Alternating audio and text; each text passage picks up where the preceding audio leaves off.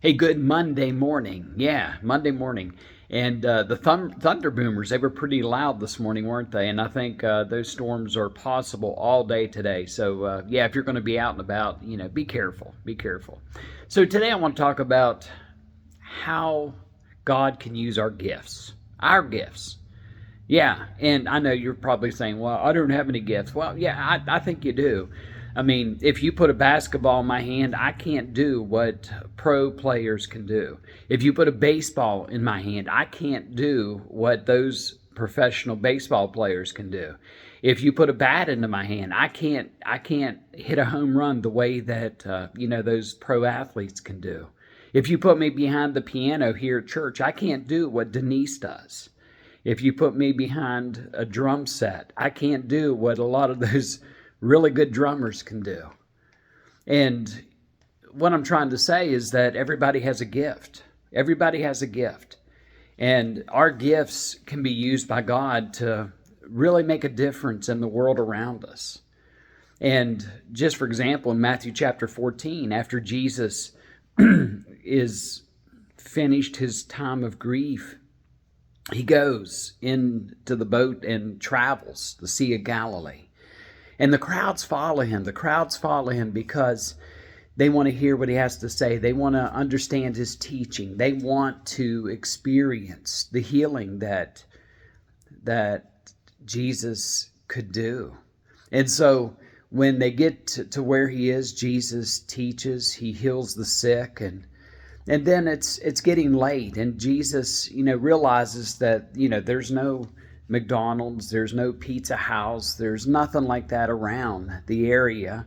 And so he's like telling the disciples, let's feed these folks. Well, the disciples are just like me. They're like, hold on for a minute. There's no fast food restaurant. There's no way that we're going to be able to feed all these people. Look at the number of people there are.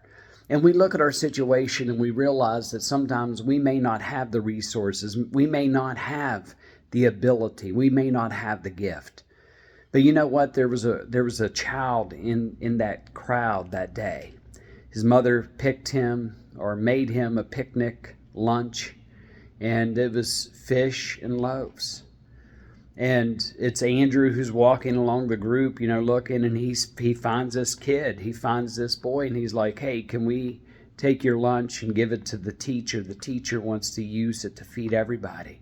And I can't imagine what that must have been like for that little boy, first of all, to be like, hey, wait a minute, this is my food. But he did it. He gave it to Andrew. Andrew takes it, gives it to Jesus. And in John's Gospel, chapter 6, it says, here's a boy with 5 small barley loaves and 2 small fish. And then Andrew asked the question, how far will they go among so many people? But in Matthew 14, Jesus says, bring it here. Bring it here. You see, in the hands of Jesus, those gifts can be used to bless other people. And I think that's what the important part of life is all about. Use your gifts to bless other people. Use your gifts to give hope into the world. Use your gifts to make a difference in your church, in your community, wherever you are. Because there are folks out there who are in need. Jesus saw that the crowd was hungry. And because of the gift of a young boy, the multitude was fed. And I think that story is a reminder to all of us that no matter how small or how big or how impractical our gift may seem, God can use it to bring blessings to the community wherever we are. This is Pastor Bill from St. Luke's United Methodist Church, Harrisville, West Virginia, Ritchie County, West Virginia. There's the cross back there.